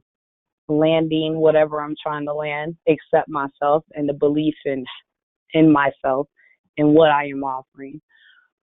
So I find that when I give myself those prep talks, I go into the situation with more confidence, more assured of myself. And I also like to, during my prep talks, I like to allow myself to set an intention for what I'm going to do, but also to leave it open for opportunities for growth, or opportunities to learn, or opportunities to just be exposed to something that I haven't been exposed to before. So I try to, with that in my intention for the goal I have, I also like to remind myself to be open to what comes to me during that experience as well. And so prep talks, I recommend them for everybody. I do it before work. I'm like, I'm going to go to work today. My job is easy. I do my job very well. I'm very good at my job. I do my job with ease. Today is going to be a great day for me. And when I do that intentionally every day, I have a better day. On the days that I don't give myself the prep talk is a day where I might get caught up in my complaints. So I say prep talks all the way. Before you go into anything, give yourself the prep talk. Thank you, Diva Jackie, for sharing your prep talk. I love it, every single bit of it. Diva Nakia, chime in, please. Are you ready? Yes. Look, I had to first make sure you weren't in stealth mode. I had to first make sure you weren't in stealth mode. Oh, no, thank you. So for myself, I always have to start with going to God and making sure that my intentions are right. And what I'm requesting is in line with what He desires. Um, and then I also be clear with what my responsibilities are, what my responsibilities are as far as being a parent, the workability of whatever the assignment is, that task is, or my commitment is going to be, to prevent myself from taking on too much, because I have a history of pulling myself too thin and taking on too much. And I am that they say you can't build Rome in a day, but I'm going to prove you wrong type of person. And I had to learn over years that Rome was not meant to be built in a day. It's not that it couldn't be. It's that it was not meant great. to be built in a day. So therefore, I have to put restraints on myself, limits, and be real and realistic with myself, because the impact of that wanting to build Rome in a day when that's not the intention is your physical well-being, your mental well-being, your sacrifice of So you're saying it's family. so it's costing you your mental. Don't tell us what it's costing us. It ain't Oh, costing us yes, nothing. me. Tell I'm us what it's sorry. You know costing what? you. It So that is me. I in me. You're so right, because in my head it's all about me, but verbally coming out. Thank you, Ronnie. Oh, chin check me. What I sacrifice is my health and well-being, my mental space, my physical space, my time with my son, my peace of mind. Okay, so there's things that I lose out on. Is no workability, because I'm overwhelmed, or I'm doing too much, or I'm having to be perfect. I have that picture or persona that I held on to for so long that that's how people saw me, so I could not deviate from that. Now it's different. I'm cool with not being perfect. I'm cool with being flawed, because I'm a flawed human being. All I can do is my best, but I have to honor my word. So whatever my word is, I will stand on my word, and that's it. And if I don't feel like I can give my word to it honestly, genuinely, and authentically, then I won't give my word to it. There's no point in me taking on all of that extra just to honor a commitment that I did not have to put on myself, because I could have said no. But no was not a part of my comfortable vocabulary. And I have to say comfortable because it was a part of my vocabulary, but I was never comfortable with saying the word no. So it's about being honest, and it's about praying, and it's about making a conscious decision and being okay with the decision that I make. That's it. Thank you. I love it. I love it. Definitely the consulting with God. before the matter, as well as making sure that your intentions are right. Diva Robin. Hi there. Diva Robin. I know I'm here. she's I got know it muted. Earth to Diva Robin. So how I start in terms of preparation. The first thing that I do when I'm approaching a situation that's potentially confronting or uncomfortable is I check in with myself and I ask myself, what is my listening going in? Like, what yellow glasses do I have on? What filters are going on already? So I look for what's already there, and it can take the form of expectations, thinking I know how it's going to go already, knowing how the other person is going to act or the other people, what the outcome is going to be. And then I remind myself, and if I have a partner to do it with, that's the best. It's the easiest to do, with someone. And then if I don't have someone and I can do it, I'll do it in writing. That gives me a chance to it's more in the world than just in my head, which seems to work better.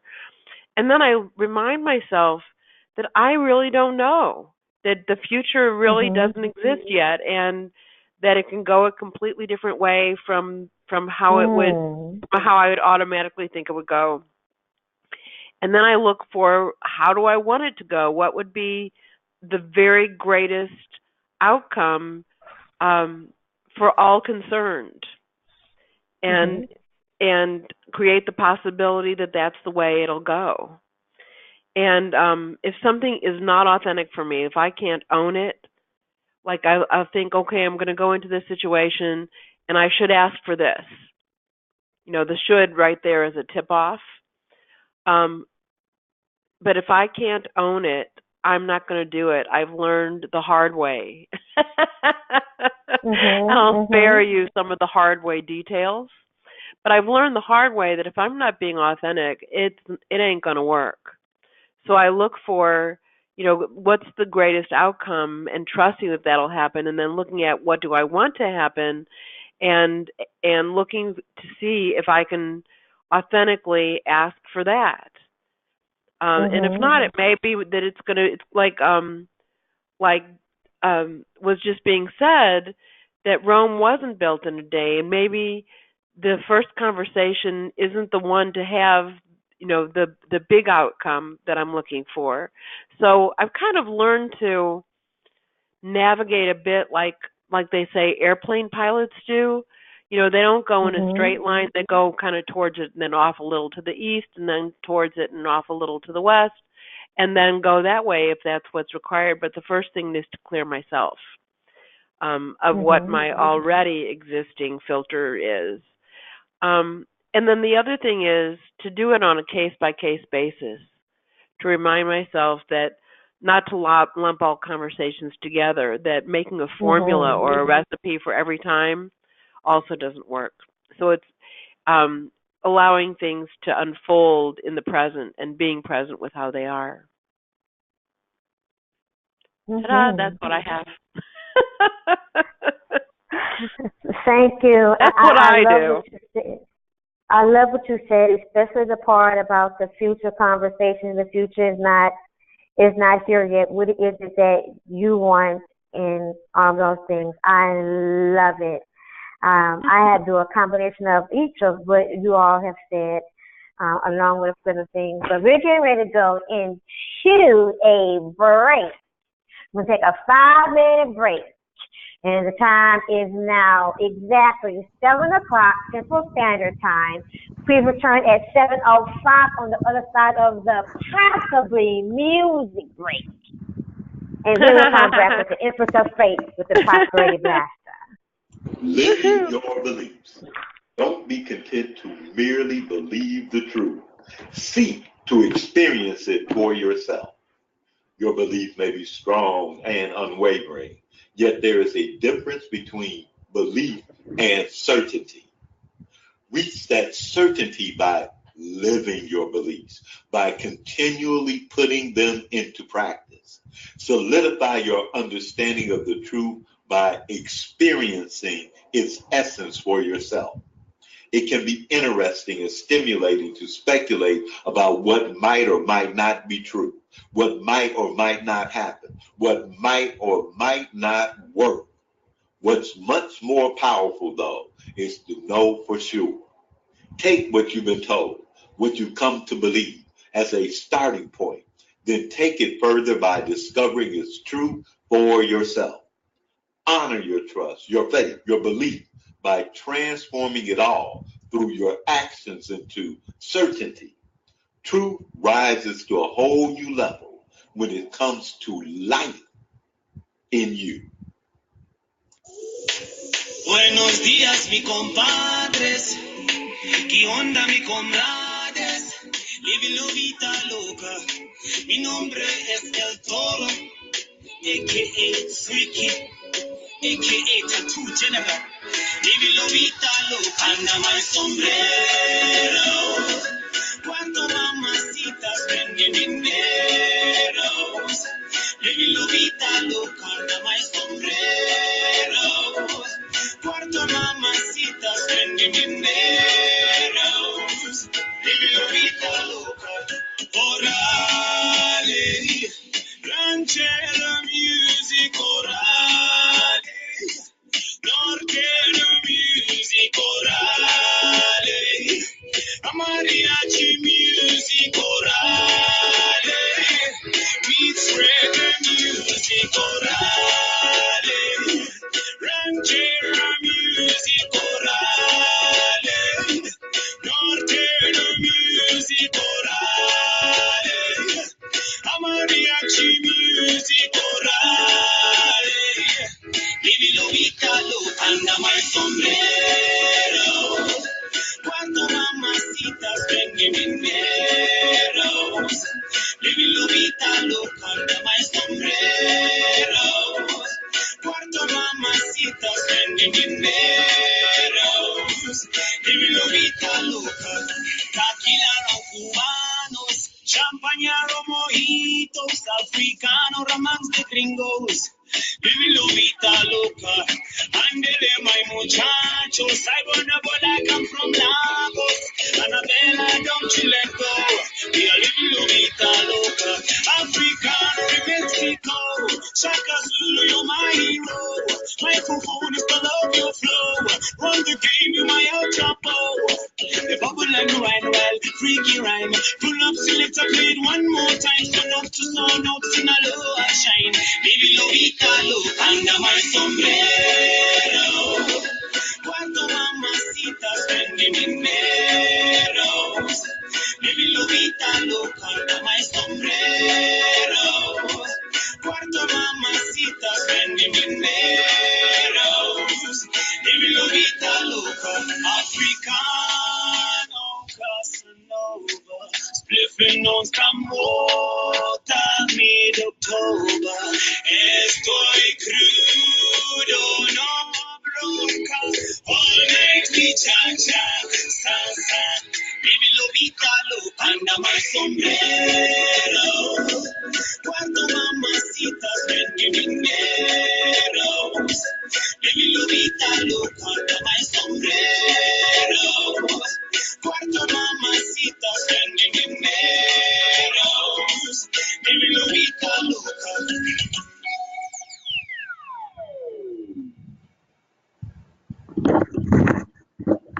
Well, I hope you enjoyed the break music. And the name of the artist is Freaky, Freeeky. International artist. You can check him out. And I don't have a tip that I can sneak in during the break. The divas, they got their little eyeballs on me to make sure I don't sneak it in this week. So it is time for our prosperity blaster with the Empress of Faith herself, Diva Nakia. Over to you. All right, all right. Oh, if you can't hear me, let me know. Welcome back. It's time for the Prosperity Blaster. As you know, I am Nakia, the Empress of Princess of Faith. So I was like, oh, wow, okay. I have a great divine future prosperity blaster for you this week. To design or create anything, you must start with a canvas or so let's talk. Empress, we're getting you breaking up a little bit there. Okay. Can you hear me better now? Okay, all right. We know, and we know that you're straining. Thank you. Okay. Power to decide. Decide. If you assume you're limited by the conditions of the moment, you most assuredly are. When you feel the situation is holding you back, it's definitely holding you back. Are you so tightly constrained by your obligations that you cannot seem to move? Have the noisy, confusing distractions drowned out your ability to focus? You don't have to abandon those obligations in order to be free of their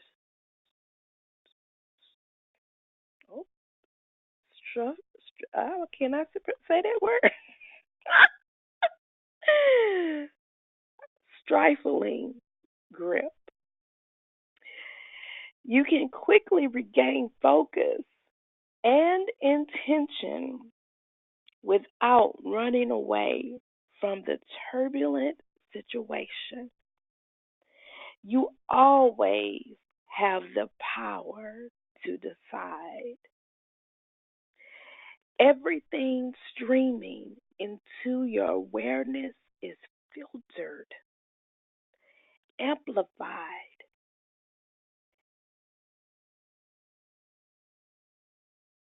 attenuated, and assigned meaning by you.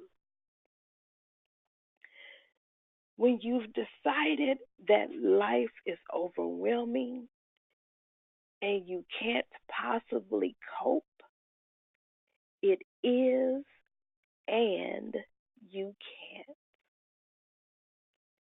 When you've decided you can focus and thrive and make great progress no matter what is going on, you will. Will it be bitterness, frustration, and excuses, or richness, fulfillment, and joy? No matter what, no matter when, no matter the time or place or circumstance, you decide. We have a very powerful exercise this week that will blow the lid off of your ability to create breakthroughs in creating breakthroughs for money and freedom.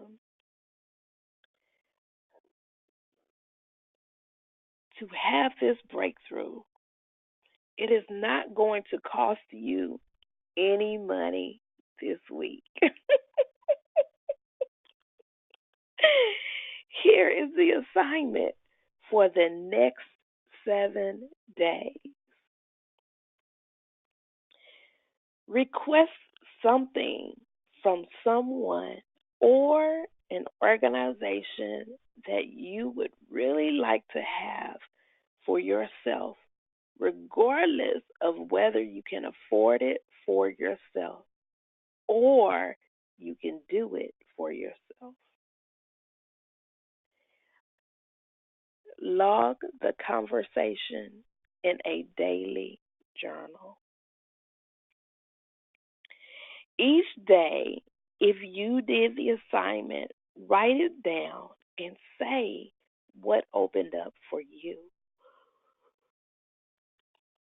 If you did not do the assignment, write that in your journal and what opened for you from not doing the assignment. You always win the game you are playing, even if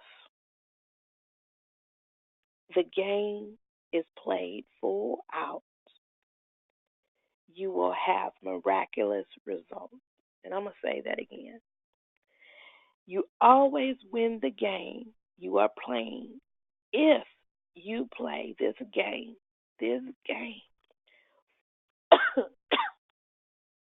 full out.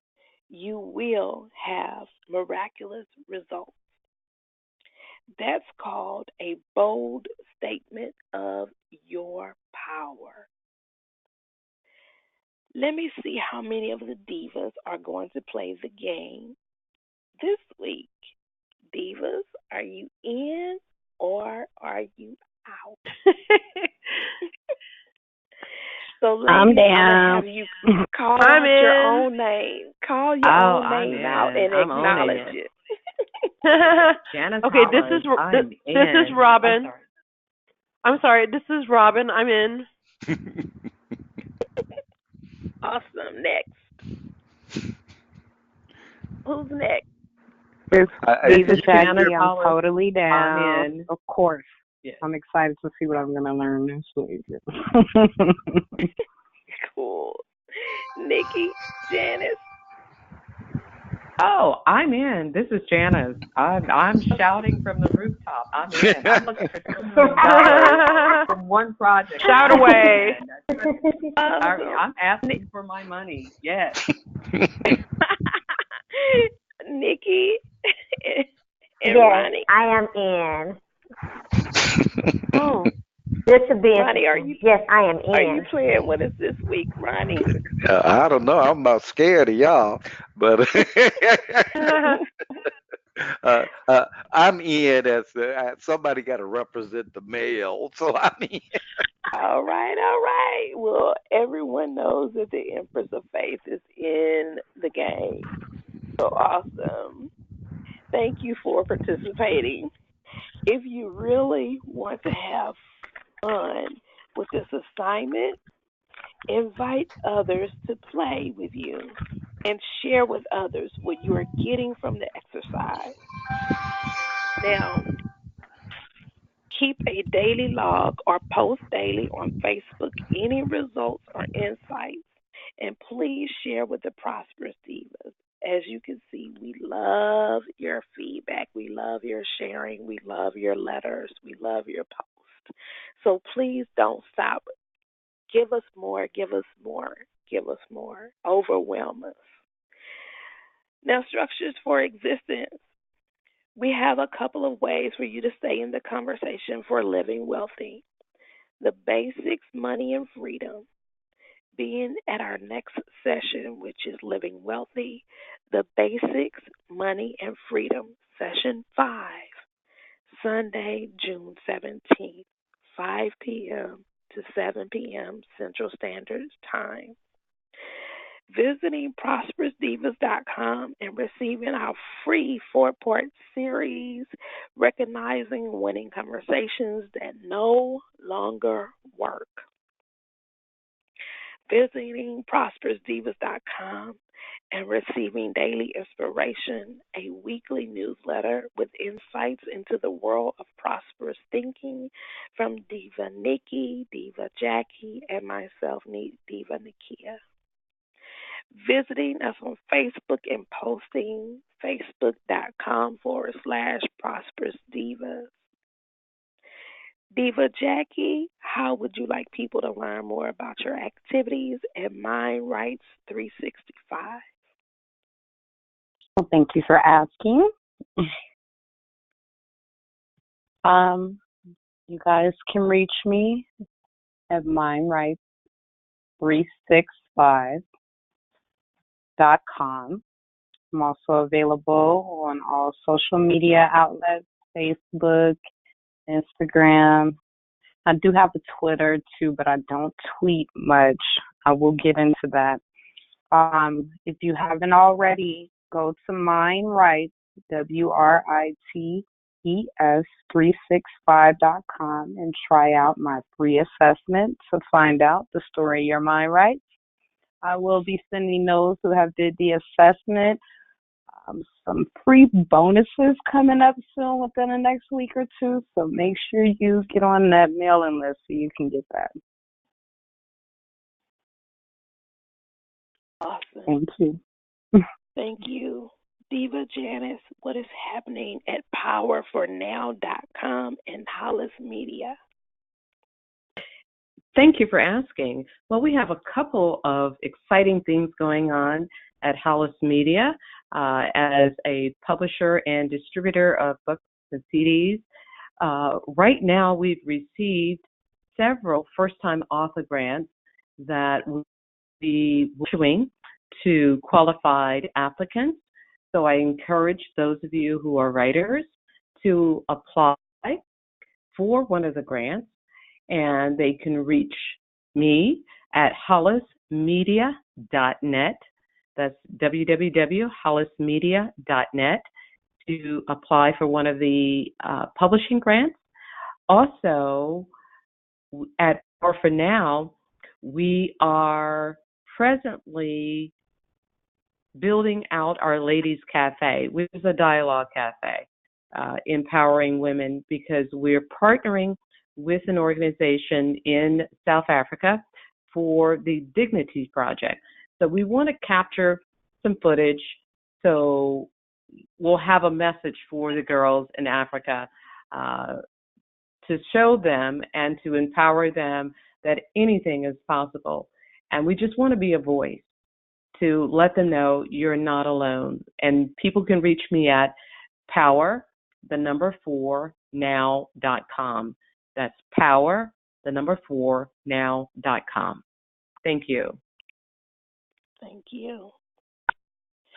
If you would like to learn more about Diva Nikki's wealth building programs, visit prosperousdivas.com/future-wealth or email her at curacytrader@prosperousdivas.com. Diva Robin, a.k.a. Leonardo da Vinci, what are you saying? You can reach me through my art website and my art website email, which is robinjameson.com. It's ROBYN, not I. Jameson is JAMISON. So robinjameson.com. You can see my work there. You can write to me through there, robin@robinjameson.com. And for anything else you're interested in, the best way to reach me is Robin Artist, ROBYNARTIST @gmail.com. And my motto is bring art to life. And I mean that in every respect. So the coaching I do is about living life as an art, and my artwork is about art.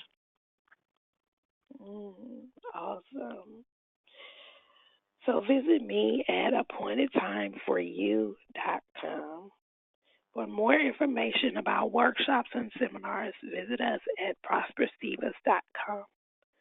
Tonight's Prosperous Divas are Jacqueline Brown, Janice Hollis, Robin Jameson, Nikki Taplin, myself, Nakia Franklin.